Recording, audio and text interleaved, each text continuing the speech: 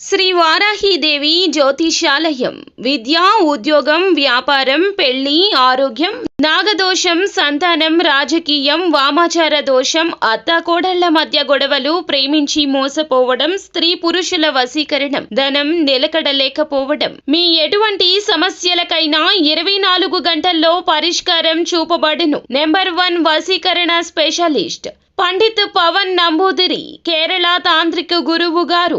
ఎక్కడి వారికైనా ఒక్క ఫోన్ ద్వారా వెంటనే పరిష్కారం చూపబడును. Phone number 9043637512. ఉదయం 7 గంటలు దాటాక తెల్లవారుతూనే ఈ యొక్క సమస్యల పరంపర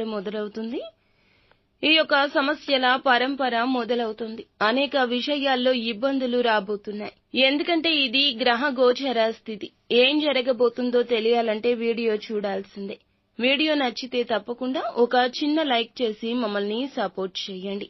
ఇక ఆలస్యం లేకుండా వీడియోలోకి వచ్చేద్దాం. అనుకున్న పనులు పూర్తి చేయడంలో అనేక ఇబ్బందులు, అవాంతరాలు, ప్రతిబంధకాలు ఎదురవుతుంటాయి.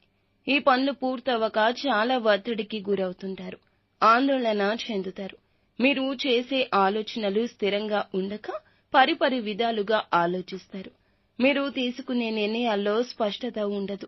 కాబట్టి పదే పదే ఆ విషయం గురించి ఆలోచిస్తుంటారు.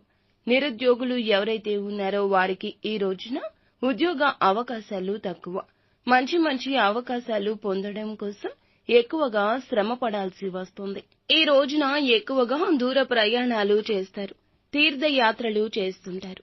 మరి ముఖ్యంగా దైవ దర్శనాలు చేస్తారు. ఆధ్యాత్మిక చింతనతో ఉంటారు. స్నేహితులతో ఏర్పడబోయే వివాదాలు పరిష్కరించుకోవడానికి మార్గాలు అన్వేషిస్తారు.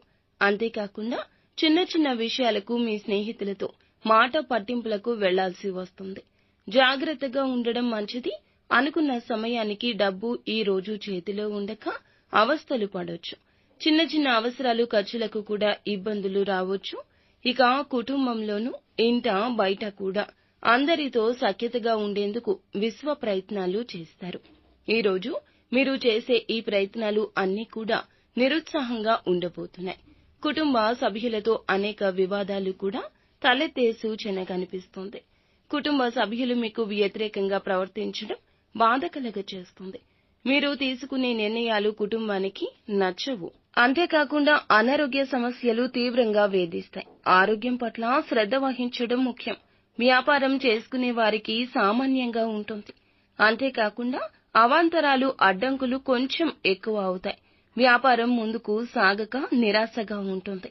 భాగస్వామ్య వ్యాపారం చేసేవారికి వివాదాలు కూడా జరగొచ్చు. ఇది ఒక తలనొప్పి సూచన.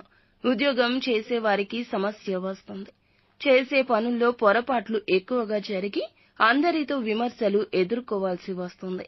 మీరు చేయాల్సిన ముఖ్యమైన పనుల్లో వెనకడుగు వేసే అవకాశం కూడా ఈ రోజే కనిపిస్తుంది. ఇష్టదేవత ఆరాధన మరి ముఖ్యంగా చేసుకోండి. ఆర్థిక ఇబ్బందులతో సతమతం అవుతూ ఉంటారు కదా. చిన్న అవసరాలు తీరక బెంగ పడుతూ ఉంటారు. ఇందులకు గాను అధిక మొత్తంలో రుణ ప్రయత్నం చేస్తారు. బంధువుల నుంచి మీకు సహాయం అందే అవకాశం ఉంటుంది. అందువల్ల వారు కూడా మిమ్మల్ని విమర్శించే అవకాశం ఉంటుంది. ఈ రోజున విద్యార్థులు ఎవరైతే ఉన్నారో ఎక్కువగా శ్రమ పడండి. మహిళలు ఎవరైతే ఉన్నారో ఆందోళన ఉంటుంది. కానీ అన్నింటా ఆ నిరుత్సాహాన్ని చూపించొద్దు. నిత్యం శివారాధన చేసుకోండి. అంతా మంచి